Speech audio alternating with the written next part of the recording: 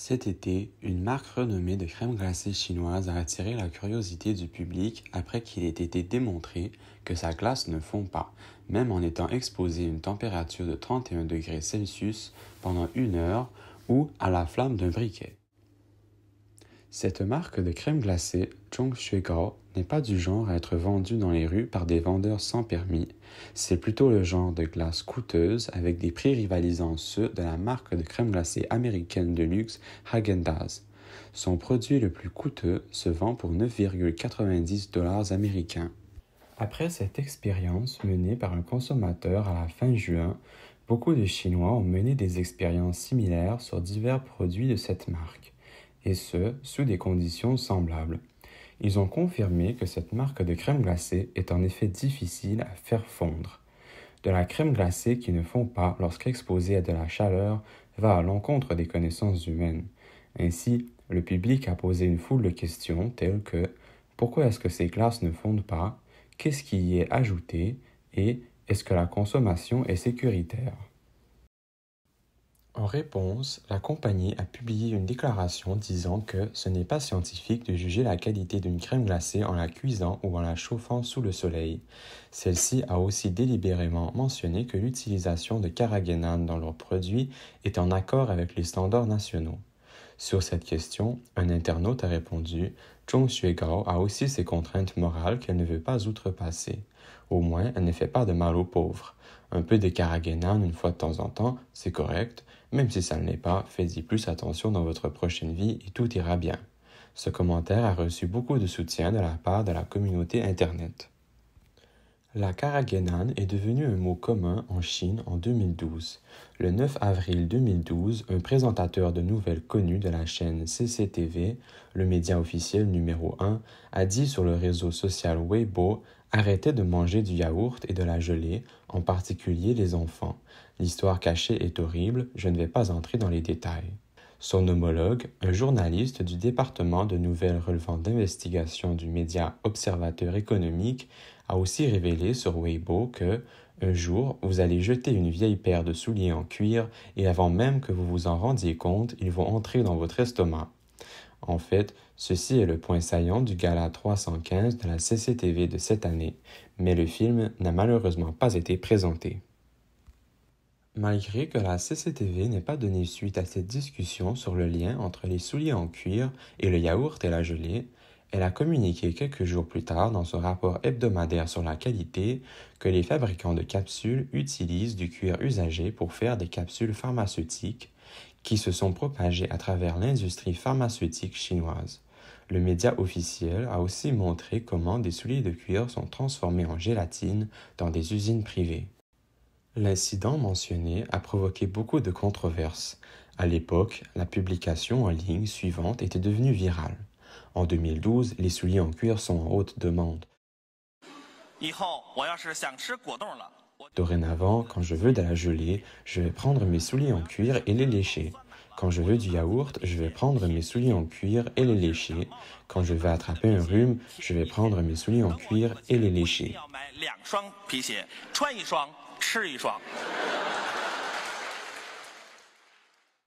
Les consommateurs à l'étranger qui veulent expérimenter avec la crème glacée mentionnée plus tôt peuvent en acheter sur le site Taobao, une plateforme d'achat chinoise. Vous pouvez voir ici que leur publicité dit « Vous ne payez pas si elle a fondu ». En 2016, un rapport par PricewaterhouseCoopers disait que les produits alimentaires de mauvaise qualité coûtent 40 milliards de dollars américains à l'industrie alimentaire globale à chaque année et que les consommateurs chinois sont particulièrement inquiets quant à la sécurité de consommer des aliments. Leur confiance en la nourriture produite en Chine a chuté drastiquement depuis l'incident du lait en poudre de 2008. En 2008, le groupe Sanlu, la plus grande compagnie chinoise de lait en poudre pour bébés, se sont avérés avoir ajouté de la mélamine chimique dans leurs produits, ce qui a endommagé les voies urinaires de bébés et d'enfants et a causé la formation de calculs rénaux. Ceci avait affecté au moins 300 000 bébés et enfants. Depuis, les marques chinoises de produits laitiers ont été le sujet de scandales à répétition. En conséquence, le lait en poudre pour bébés importé a connu une augmentation de vente considérable.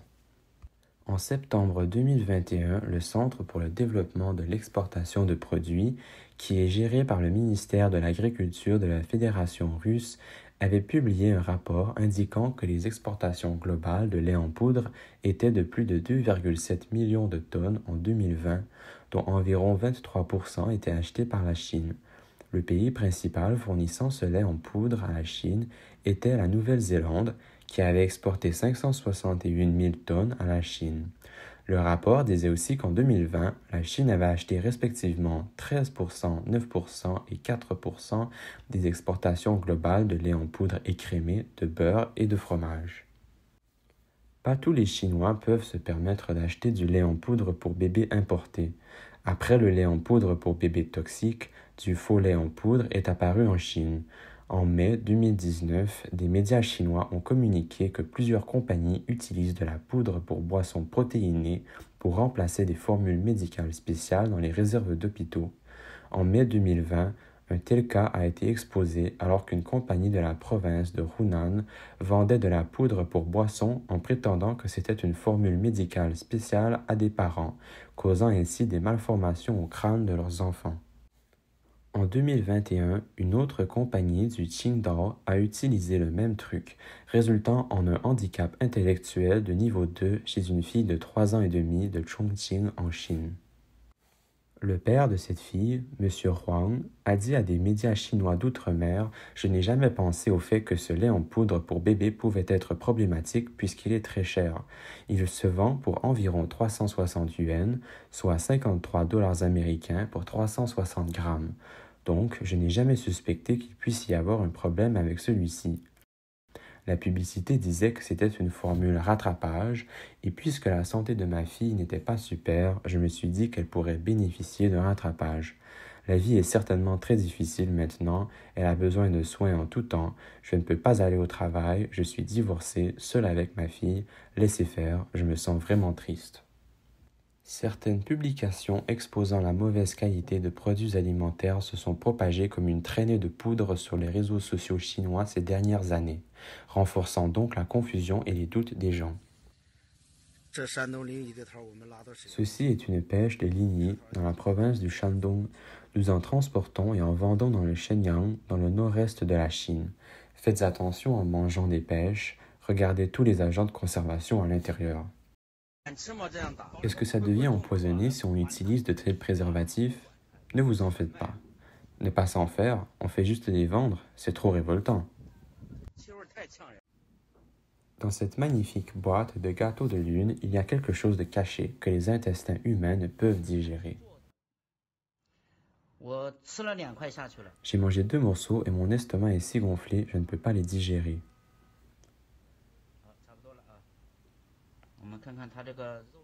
Regardons de quoi sont faits ces filaments de viande, pourquoi il ne peut pas être digéré. Voyons voir.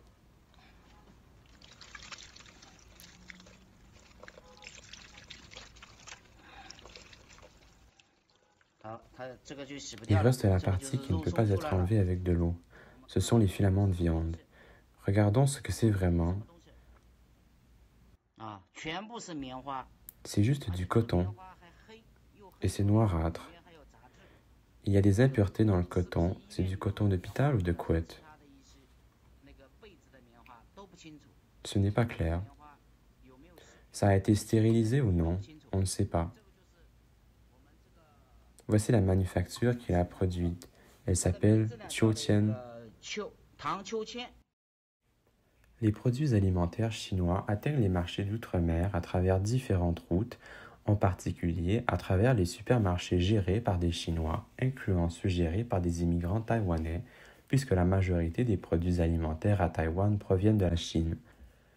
Des produits alimentaires chinois ont été sujets à des demandes de retour par d'autres pays. En février 2021, GLG Trading, une compagnie de la Californie, a retourné environ 100 000 livres de condiments importés de la Chine sans que des mesures d'inspection adéquates soient réalisées. Le site officiel du Service sur la sécurité et l'inspection alimentaire, SSIA, des États-Unis avait indiqué que les produits retournés étaient des bases de soupe pour fondue chinoise provenant de la province de Sichuan. L'annonce disait que ces produits avaient été sujets à un traitement thermique et qu'ils contenaient du suif de bœuf. Cependant, la Chine n'a pas le droit d'exporter du bœuf aux États-Unis. Les produits n'avaient pas été testés à nouveau et ne portaient donc pas le sceau d'approbation du SSIA. L'évaluation d'un retour se fait sur une échelle à 3 niveaux avec le SSIA. L'évaluation ici était de 1, soit le niveau le plus haut, ce qui signifie que le danger pour la santé pouvait résulter en des conséquences sérieuses sur la santé ou la mort. Néanmoins, beaucoup de sites Internet proposent encore ce produit. Ceci est l'un des plus gros cas de retour d'outre-mer. En fait, les douanes de plusieurs pays ont donné à la Chine pas mal de flexibilité lorsqu'il est question d'importer des produits alimentaires chinois. Regardons les documents fournis au public par le gouvernement chinois pour voir quels produits alimentaires ou substances connexes ont été rejetés par les douanes d'autres pays. Dans le premier quart de 2022, le système européen d'alerte rapide pour les denrées alimentaires et les aliments pour animaux a eu 39 cas de produits alimentaires chinois importés retournés pour une augmentation de 5,4% comparativement à la même période lors de l'année précédente. Il y a aussi eu 49 cas concernant de la nourriture contaminée par contact avec d'autres matières et 2 cas sur les aliments pour animaux. Quant aux produits agroalimentaires, la catégorie de produits la plus fréquemment signalée est celle des autres aliments ou mélanges d'aliments, ainsi que les fruits et légumes. La quantité d'alertes dans les catégories des autres aliments a augmenté de manière importante, ce qui concerne principalement 2 types de produits. Premièrement, la nourriture chinoise, incluant les légumes en canne contenant des lys blancs, les algues et les barres aux fèves, et deuxièmement, les produits intermédiaires tels les ingrédients et les additifs, incluant donc les extraits de graines de lin, la gomme de xanthane et les capsules. De plus, les produits intermédiaires ont tous été signalés pour contenir de l'oxyde d'éthylène. Le rapport avertit en particulier les exportateurs chinois de gomme de xanthane. Il indique que, en accord avec les règlements de la Commission européenne, l'exportation de gomme de xanthane vers l'Europe doit se faire en la possession d'un certificat officiel certifiant que tous les échantillons et tous les résultats d'analyse du produit sont en accord avec les conditions et règlements, et ces échantillons et résultats d'analyse doivent être joints à ce certificat.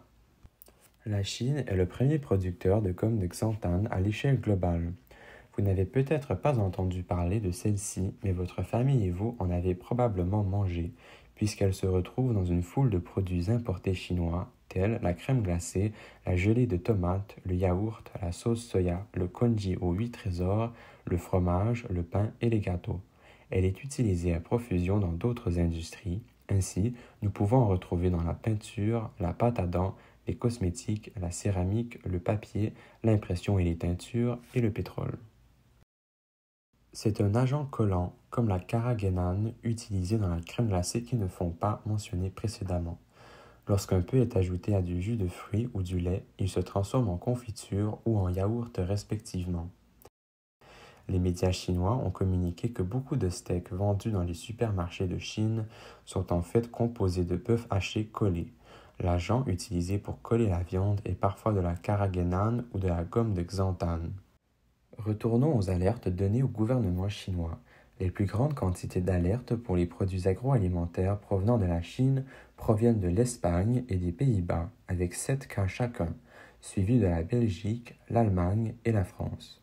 Contrairement à l'Union européenne, où les retours de produits alimentaires se font par le système européen d'alerte rapide pour les denrées alimentaires et les aliments pour animaux, et où les autres types de produits sont retournés par la RAPEX, aux États-Unis, les retours de différents produits sont gérés par différentes agences gouvernementales. Les retours de produits alimentaires se font par 3 agences travaillant avec le département d'agriculture, soit le service d'inspection et de sécurité alimentaire, l'administration des produits alimentaires et médicaments, FDA, et le Centre pour le contrôle et la prévention des maladies, CDC. Dans le premier quart de 2022, la FDA a annoncé 193 rejets de produits de l'agriculture et de produits alimentaires chinois, pour une augmentation de 36,9% année après année, avec une augmentation de 2,3% comparativement à la même période de l'année précédente. La majorité de ces produits rejetés étaient des légumes, des fruits et des produits de boulangerie. Le produit le plus rejeté est le champignon enoki, 73,7% desquels ont été rejetés à cause qu'il contenait le micro-organisme pathogène Listeria monocytogène, suivi des petits pains qui ont été rejetés à cause qu'ils contenaient de la mélamine ou des dérivés. Dans le premier quart de 2022, la ACAA australienne a retenu 3 livraisons de produits alimentaires chinois. La raison principale pour le retour était la présence d'un allergène non déclaré, tels les noix et les amandes, qui pourrait causer une réaction allergique auprès d'un consommateur. Encore dans le premier quart de 2022, l'Agence d'inspection alimentaire canadienne AIAC a arrêté ou retourné un total de 54 livraisons de produits alimentaires chinois, une diminution année après année de 18,2% et une diminution mois après mois de 30,8%. Les catégories principales de produits retournés sont les autres produits alimentaires, les poissons et produits aquatiques, les condiments, les fruits et légumes, la nourriture préemballée, les noix et produits composés de noix et les graines.